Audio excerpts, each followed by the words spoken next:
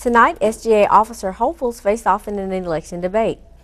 Plus, students having trouble learning and teachers having trouble teaching online courses. TrojanVision Nightly News starts now.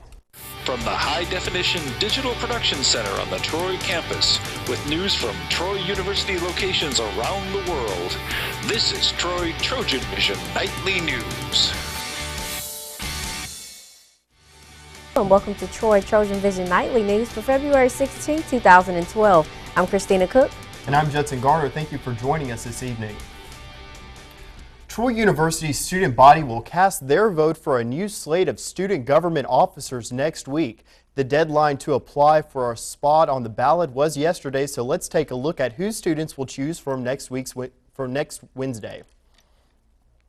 In the presidential race, it will be Jared Morgan against Will Thompson. For Vice President of Legislative Affairs, Paul Evans will face off against Parker Smith. Cody Farrell is the only candidate running for Vice President of Campus Activities. Kristen Haller and Matthew Hall will vie for the office of clerk, and Hope Garner is running unopposed for secretary. The officer election will be next Wednesday from 8 to 5 in the SGA office on the second floor of the Trojan Center. Students will soon get the chance to know the candidates as they will face off in a televised debate that will air on TrojanVision starting Monday night.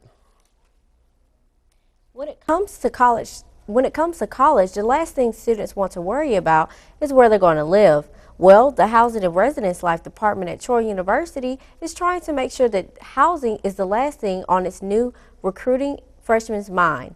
Courtney Steele has the story. Troy University is implementing a new procedure for housing all of its students.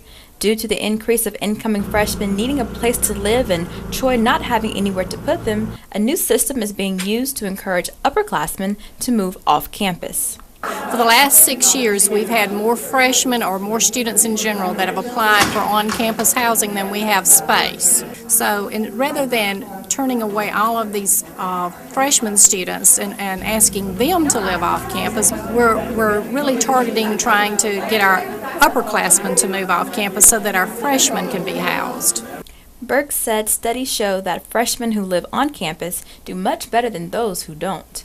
It gets freshmen off to a good start, helps them academically, and also helps them to acclimate socially, learning their way around Troy and learning how to deal with being away from home. Having those resident assistants there to help and encourage them and be there to mentor them, it's really helpful to a new entering freshman. The university has to provide housing for some students, and those students will still be allowed to live on campus, even if they are not new or returning freshmen. Athletes that are on room scholarship, Millennium scholarships, Millennium room scholarships, students that have a scholarship that will pay for their room. We're going to try our best to house all of those students, and we've actually already received their applications. The housing office has already started taking applications for returning students with less than 30 credit hours. And we've set aside 350 bed spaces for those students. We will also begin to take names for our waiting list. So, we don't know how quickly those 350 bed spaces will be filled, but we'll also begin to take names for the waiting list. Courtney Steele, Troy, TrojanVision News. For those students that may not be able to live on campus next year, there will be an off-campus housing fair Monday, March 5th, from 8 a.m. to 4 p.m. in the Trojan Center ballrooms. Many college professors are moving their lectures out of the classroom and into students' bedrooms, or maybe an office, or even a coffee shop. Basically any place where internet access is available. And yesterday, Troy University faculty members discussed the pros and cons of online courses. Wednesday afternoon, a faculty member talked with his peers about problems and solutions they are all having with the new style of teaching. Today I was talking about the ways in which we can teach online courses better, particularly courses using Blackboard. Oftentimes, students feel that online courses are easier. Nook says that teachers have to struggle with ways they can both keep academic expectations high and not work themselves to death. Also, these teachers feel that students taking online courses are not learning as much as students in traditional classrooms. I'm teaching a world literature class in a regular brick and mortar classroom. I'm also teaching it online. And I can tell you without any doubt that the ones who are meeting with me 3 times a week are learning more. than the ones who are taking online. Nook says the challenge faculty members face now is closing the gap between those two learning levels. But Nooks is not against online learning. He feels that traditional classes that use the internet, such as the program Blackboard, are working well. As I actually find that hybrid classes improve the level of brick and mortar classes, which is, I think, a very fortunate side effect. Another big issue with online courses is dishonest work. Seemingly cheating has always been a problem in schools, but faculty members admittedly struggle to understand how students are cheating online. It's one place where the faculty still are not accustomed to the ways of cheating because most of the faculty have never taken an online course. And so they don't know they don't have an instinctive understanding for how it works, whereas every faculty member has taken a brick and mortar class, and so they've seen people cheat. They know how they cheat. They know how their classmates cheated. And maybe in some unfortunate circumstances, they know how they cheated, and they know how to prevent that. The English forums are held in Smith Hall, and they are not only for faculty members, but anyone can attend. If you are a student and are interested in attending the next English forum, email reminders will be sent out in advance of the meeting. And now taking a look at news from around the state. A casino developer who pleaded guilty to bribery says he offered a state senator the support of country music entertainers to secure his vote for programming legislation. County Crossing developer Ronnie Gilley testified today in Montgomery about former Senator Jen Pruitt of Talladega. Gilley says he made the offer in a phone call in March 2010. Sheriff's officials are investigating the slaying of a woman found with gunshot wounds in an Elmore County home. The Elmore County Sheriff says 20-year-old Anna Cardwell died yesterday morning. The Alabama county that filed the largest municipal bankruptcy in U.S. history has worked out an interim agreement with the sewer bond trustee. Jefferson County has agreed to pay up to $5.5 million a month. Still to come on TrojanVision Nightly News, we'll take a look at this year's baseball season when Tiffany Lester joins us with sports. Plus, the GOP presidential nomination heats up as Mitt Romney and Rick Santorum are battling out for a win in Michigan. The GOP race heats up in Michigan. I'm Danielle Nottingham at the White House. I'll have the story coming up.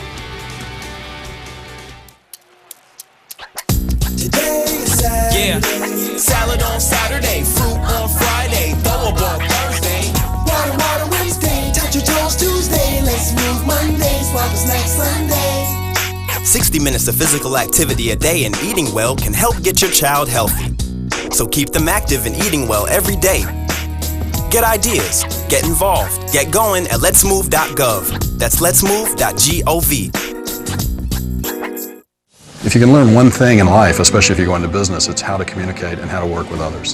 And I do think Troy taught me that. Troy reaches out to people who they see their commitment to public service. Troy just attracts students that want to give back to the community, that want to give back all across the world. We want to educate the mind to think, the heart to feel, the body to act. We want to enable our students to go out into this world and make a difference. Troy University, in class, online, within reach. Troy.edu. From the high-definition digital production studios of Troy University, you're watching the award-winning TrojanVision Nightly News. And now with a look at what's happening across the nation and around the world, we'll go to Christina at the Global News Desk. Christina? Thank you, Judson. The race for the GOP presidential nomination is heating up in Michigan. Mitt Romney and Rick Santorum are locked in a tight race, and both are campaigning for a head states in the state's primary. Danielle Nottingham has a story from the White House. Got lots of old friends. Mitt Romney is revving up his campaign in his home state. Any old girlfriends here? Michigan is where Romney's father served as governor, and the current governor is throwing his support behind Romney today. We have the right man here to help lead our country, but there's a special bonus. He was born and raised a Michigander. The endorsement comes as some polls show Romney trailing Rick Santorum in Michigan. Today, not far from where Romney grew up, Santorum laid out his plans for turning around the economy. I don't cut the corporate rate for manufacturers to 17.5%. We eliminate the corporate tax for manufacturers. There will be no tax, period. The former Pennsylvania senator is working to build his connection with the state's blue-collar workers. Romney is working to keep his focus on President Obama, and he's standing by his criticism of the White House for bailing out Detroit's automakers. I love the auto industry. I want to see it thrive and grow. I'm glad it went through a managed bankruptcy process, which I recommended from the very beginning to shed unnecessary costs and get its footing again. Newt Gingrich is looking beyond Michigan, hoping to turn his fortunes around with the Super Tuesday contests in March. Gingrich is just cratering, and his numbers are going down, and that support is going to Santorum. Gingrich is fundraising in California today. Ron Paul is campaigning in Idaho and Washington State. Danielle Nottingham, CBS News, the White House.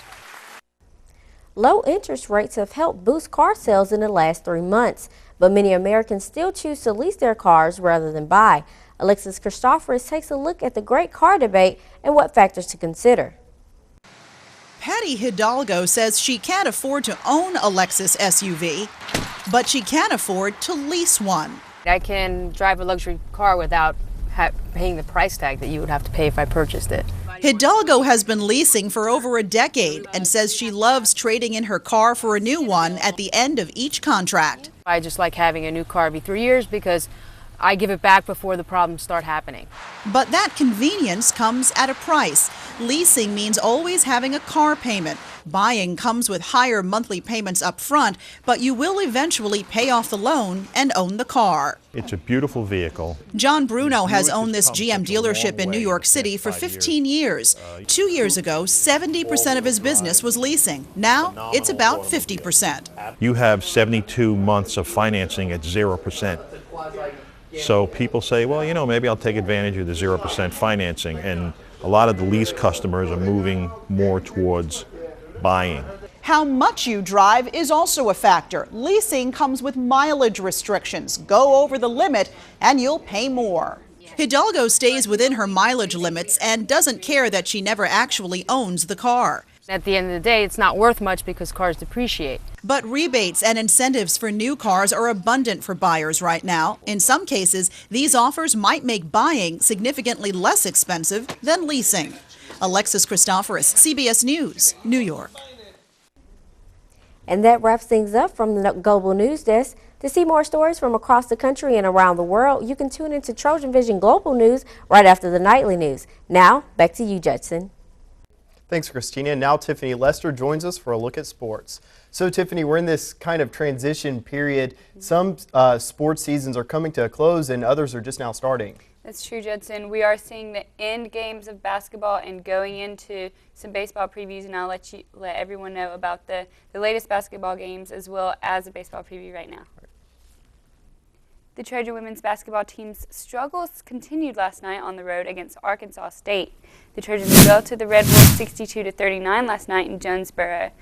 Trojan Sarah McCabion led her team in scoring for the 6th time this season as she hit 15 total points. Troy ended the game with 29 total turnovers, the most they've given up all season. With the loss, Troy's record stands at 2-21 on the season and 1-11 in Sunbelt play with just 3 games left to go. The first of those 3 will be the last one in Sartain Hall for the Trojans this Saturday's game against Arkansas Little Rock. Tip-off is set for 5:15 in Sartain Hall. The Troy men's basketball team will look to build off of Saturday's win over WKU as they hit the road to face Arkansas State tonight, where they haven't lost a game since February of 2006. Tip-off is set for 7 p.m. at the Convocation Center. The Trojans enter the contest after an 83-77 win over WKU to close out a 3-game homestand on Saturday.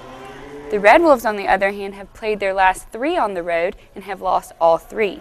With 4 games remaining in the regular season, the Trojans would currently be the 11th seed in the Sunbelt Tournament, but they're just 1 game behind Arkansas State, WKU, and FIU for a tie for the 8th seed.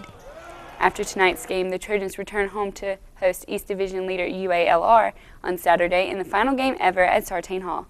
Tip-off is set for 7:30 p.m. and will mark the 2nd game of a Saturday night doubleheader. That game is also senior night, so before the game starts, Troy will honor its 2 seniors, Stephen Cunningham and Tim Owens. and winning had been something that many Trojan fans were getting used to. Until this season, the football team failed to win the Sun Belt title for the first time in 5 years, and the men's and women's basketball teams have had their struggles this season. However, the Trojan baseball team is coming fresh off one of their best seasons in team history, and as Taylor Burke tells us, the defending Sun Belt champions are looking to make it 2 in a row. With the start of the 2012 Troy baseball season just hours away, the defending Sun Belt Conference champions are hoping to become the first team since 2003 to win back-to-back Sun Belt championships. The Sun Belt in baseball is a very good league. I think probably 6th. I think we finished in RPI out of 30 baseball leagues in the country last year. So we expect another hard-fought battle like we got last year. FIU, I think, is right at the top of the league, Lafayette, some of the normal names. A lot of things going on, a very good schedule in front of us, and we're certainly looking forward to it. The Trojans will have a little veteran experience on their side while trying to capture those back-to-back championships with the return of 2 All-Americans to the team. It's not too often in Division I baseball that you're able to return a player that's had an All-American type year the year before. Normally the professional people pick those guys up. But for us, fortunately, we returned 2, and I guess that's kind of where the conversation about this year's team starts, with Tyler Ray on the mound, went undefeated last year, 12-0, and Tyler Hanna moving over from third base to shortstop, both All-Americans last year. And a great place for us to start with our team. With the experience of returning players like Ray and Hannah comes the question of who is going to fill the biggest hole on the team left at the infield after the graduation of 2 all-conference players. One of the tough shoes to fill from last year, obviously in the middle of the infield with Adam Bryant and TJ Rivera being a very good middle infield duo, maybe the best in the country. Some people say it was. But with Hannah moving to short, which is his natural position, last year at third base was the first time he'd ever played third base. And he did that at an All-American level, but he is back at his natural position at shortstop. And then Workman and a new player, Jacob Nixon, and a returning player, Tyler Vaughn, will work at second base and along with Austin Golden help back up that middle part of the infield. Taylor Burke, Troy, TrojanVision Sports. The Trojans play host to Central Michigan tomorrow night at Riddle Pace Field. First pitch is scheduled for 6 p.m. with an All-American Tyler Ray on the mound.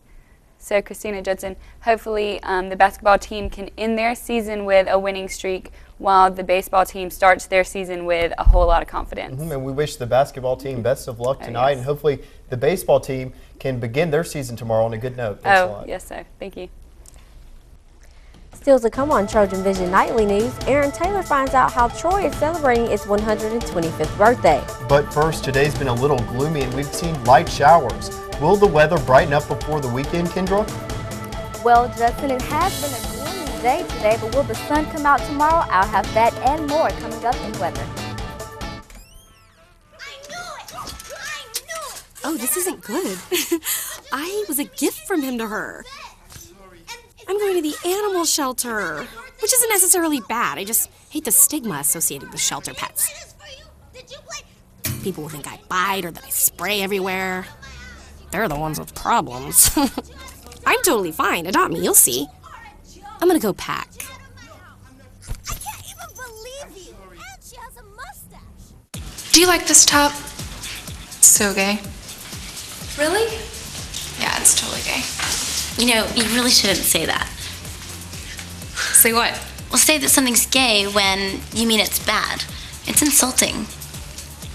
What if every time something was bad, everybody said, "Oh, that's so girl wearing a skirt as a top"? Oh, you are. Those are cute jeans, though. When you say that's so gay, do you realize what you say? Knock it off. From the high-definition digital production studios of Troy University, you're watching the award-winning TrojanVision Nightly News. And now Kendra Richards joins us for a look at weather. Well, Kendra, it seems today was very muggy and it was a very gloomy day. Can we expect that for the rest of the weekend? Well, let's just go ahead and see. Right now, let's take a look at our campus snapshot. Looking out over our beautiful bib graves here, you can see that the clouds are covered actually all over the sky. Actually, it's very cloudy, which indicates there may be some rain later on tonight. Let's go ahead and take a look at our current conditions for today.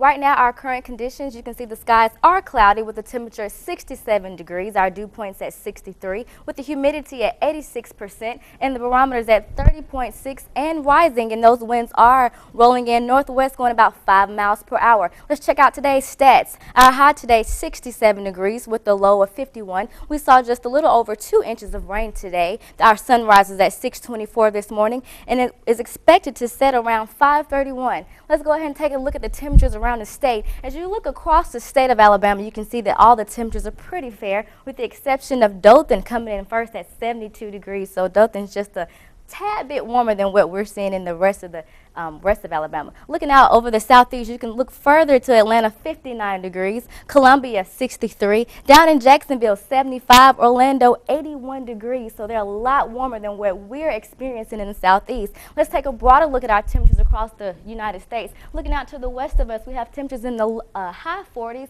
Some states are seeing the low 30s, so they're a lot cooler than what we're experiencing in our area. Let's take a look at our current surface map. Looking here across the U.S., you can see we have some low pressure in our area, which will bring in some rain. Let's take a closer look at that current surface in our area. There's that low pressure system resting right on top of Alabama, which is going to bring some wet weather and some moisture within the next 2 days. So therefore, rain will cover the southeast for the next 2 days, parts of Birmingham, Jackson, Mississippi, and Atlanta as well. Our thunderstorm forecast, we won't see any thunderstorms in our area, but moving out to Atlanta and parts of Jacksonville and Orlando, they will see some thunderstorms, but not severe, but they will have some thunderstorms.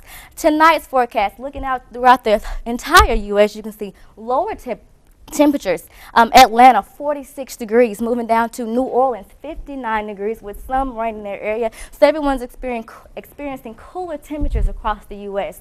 Now let's take a look at our rain forecast for tomorrow. We'll see rain in parts of Texas, Louisiana, and southern parts of Alabama as well, and then moving right along into Saturday. The entire southeast will be covered in rain, so don't forget the umbrella because you will need that as well. And then again on Sunday, that rain will continue to make its way, push its way further east, moving out of our area, but further east into the Carolinas, into parts of Georgia as well.